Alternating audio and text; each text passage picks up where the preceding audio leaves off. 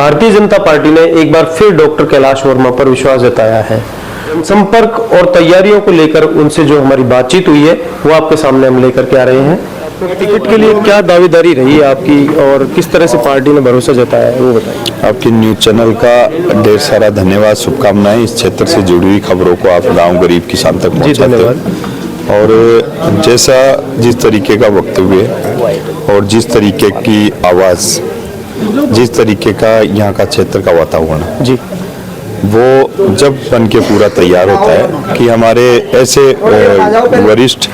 वरिष्ठ कार्यकर्ता बंधु, जैसे चाहे हमारे बहुत वरिष्ठ सीनियर कार्यकर्ता जगदीश जी दूध वाले हैं जी, और भी इनकी कैटेगरी से जुड़े हुए कार्यकर्ता बहुत सारे यहाँ के स्थानीय पार्षद महोदय हैं। इस पूरे एरिया के अंदर जब कोई सुख दुख की बात आए, किसी गांव गरीब किसान के अंदर कोई व्यक्ति की चिंता करने की बात आए जी, किसी योजनाओं को उठा के प्लेटफॉर्म तक पहुंचाने की बात आए, तो ऐसा एक सत्ता की ओर फिर हमारे संगठन के मंडल अध्यक्ष सामान्य रामलाल जी, इनकी बूथ की कार्यकारिणी, शक्ति केंद्र प्रमुख और तमाम जो कार्यकर्ता आप लोग बैठे हो, इन लोगों की एक कड़ी है जी। उस कड़ी के अंदर हम गांव ढाणी के अंदर गए। पिछले 4.5 साल तक भारतीय जनता पार्टी की आवाज को बुलंद किया और उससे भारतीय जनता पार्टी की आवाज को बुलंद करते हुए, जैसे कभी जगदीश जी के कार्यक्रम हुआ, कभी हरिओम जी के हुआ, ऐसे हमारे एक टीम के कार्यकर्ता जिनमें मेरे को जाने का मौका मिला। भारतीय जनता पार्टी का कार्यकर्ता ऐसा मजबूत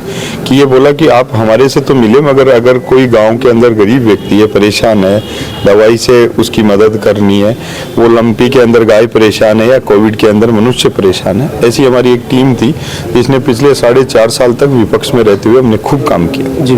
हमारे स्थानीय जो पार्षद हैं और भी पार्षद हैं, उनको भी बड़ी दिक्कतें आई कांग्रेस के सामने काम करने में।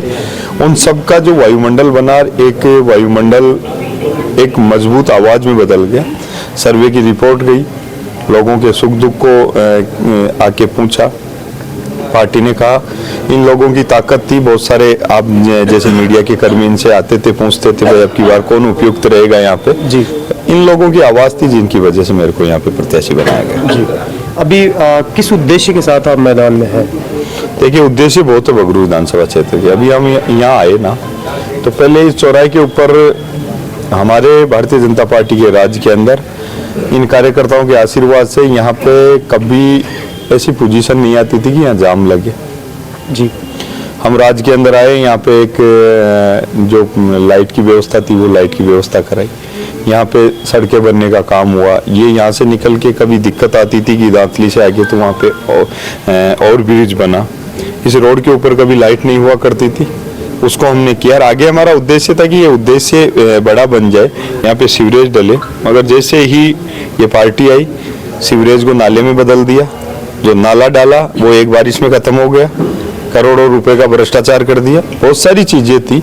इन सभी बातों के ऊपर विराम लगाने के लिए जो भारतीय जनता पार्टी की योजना थी, रोपाड़ा, खोरी, बगराना, आपका लुणियावास, गोनेर रोड, इन सब के अंदर जो योजना भारतीय जनता पार्टी के राज में, वसुंधरा जी के राज में स्वीकृत थी पानी की, वो लगभग 50% हम क्रॉस कर गए थे जी।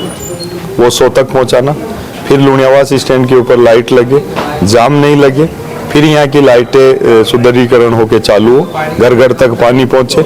और जो इस पूरे एरिया के अंदर जो कार्रवाई इन लोगों ने की जेडीए के अनुसार, उस कार्रवाई को हम वापस से रोके और लोगों की जन भावनाओं के ऊपर खरा उतरे। इससे सब कामों को करने के लिए केवल भारतीय जनता पार्टी कमल का फूल, जिसका नेतृत्व माननीय प्रधानमंत्री नरेंद्र मोदी जी की सरकार ने हिंदुस्तान की पटल के ऊपर किया, जिसको लोगों ने देखा, जमीन की हकीकत भी देखी, चंद्रयान तक की भी हकीकत देखी। ये तमाम मुद्दे हैं जिनको लेके हम जनता के अंदर जा रहे हैं। हमारा कार्यकर्ता कमल का फूल प्रत्याशी बन के पब्लिक के अंदर जाएगा।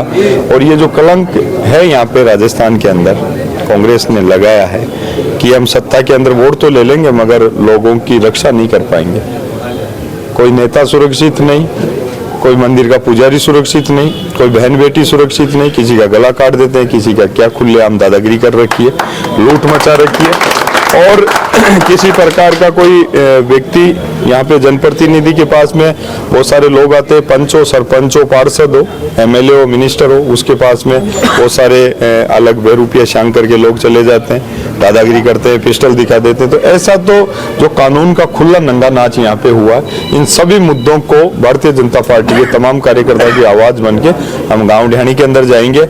और अब की बार मैं कह रहा हूँ, ये इधर से हमने शहर से ये पूरी योजना बनाई है हमारे शहर के लिए। लोग कहते थे कि हम उधर से चुनाव जीत जाएं, इधर ऐसा हो जाए, मगर अब की बार क्या कांग्रेस की जो नीति थी उसको ये पूरा बेल्ट समझ चुका कि ये अपने साथ में क्या किया। उस सारे कलंक को मिटाएंगे, भारतीय जनता पार्टी की सरकार बनाएंगे और सरकार पूर्ण बहुमत की बनेगी, उसमें बड़ी माला बनेगी। उस माला के अंदर सबसे बड़ा हार बगरू विधानसभा का होगा।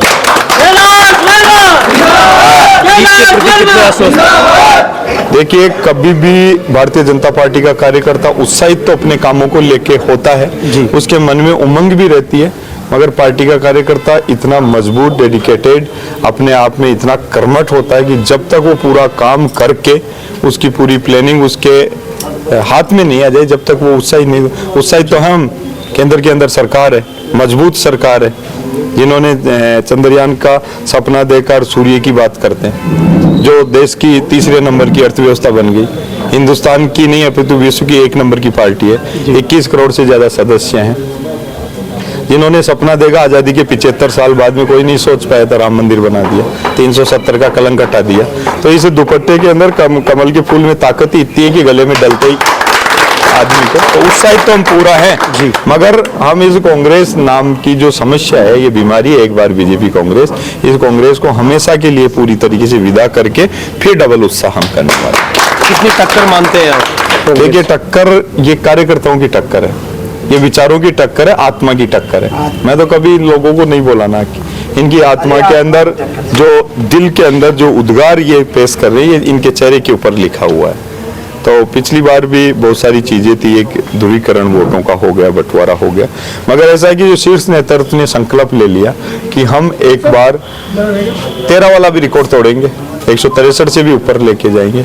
और उस 163 के रिकॉर्ड के अंदर जो जयपुर राजस्थान के अंदर बहुत बड़ी जो विरासत लिखी जाएगी राजनीति के अंदर, वो विरासत अब की बार हम बगरू से लिखने वाले। एक आखिरी सवाल ये कि बगरू विधानसभा क्षेत्र से जो सीट निकलती है वही सरकार बनती है। देखिए, ये राजस्थान की बहुत सारी सीटों के ऊपर ऐसी बातें आती। 2008 में ये सीट बनी, 2008 में किसी को पता नहीं था, डिलिमिटेशन हो गया, बगरू बन गया, 50,000 वोटों की गणित थी, उसमें एमएलए बने। 13 के अंदर हम पूर्ण बहुमत से सरकार बनाने में हुए, 8 के अंदर जो एमएलए था उसकी सरकार थी, 13 के अंदर जो एमएलए था उसकी सरकार थी। पिछली बार हम थोड़ा सी चूक गए, चूक का एहसास हमारे को हुआ जी।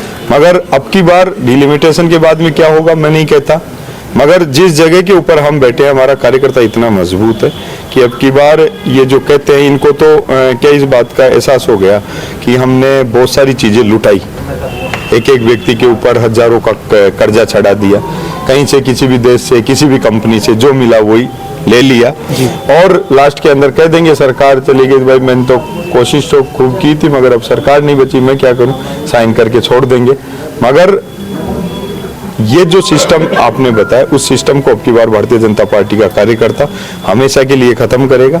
ये कलंक राजस्थान से भी हटेगा कि एक बार बीजेपी, एक बार कांग्रेस। भैरू सिंह जी ने उस समय, भैरू सिंह जी के सपनों के पंख राजस्थान को जब लगे थे, जनसंघ के टाइम में दीपक से की लो से, हलदर की लो से लेके जनता पार्टी, फिर भारतीय जनता पार्टी, जिसका संकल्प अटल जी ने दिल्ली की लोकसभा के अंदर लिया, और लोग हंसते थे कि 2 लोगों की पार्टी है, वो 302 में बदली, और अब 400 पार अब की बार। और अब की बार जो आप कह रहे हो कि जिसका एमएलए होता है उसकी सरकार होती है, ये होगा, बीजेपी का एमएलए होगा, बीजेपी की सरकार होगी, और हमेशा के लिए ये चीज यहाँ से बगरू से तो हमेशा के लिए हट जाएगी कि एक बार बीजेपी, एक बार कांग्रेस।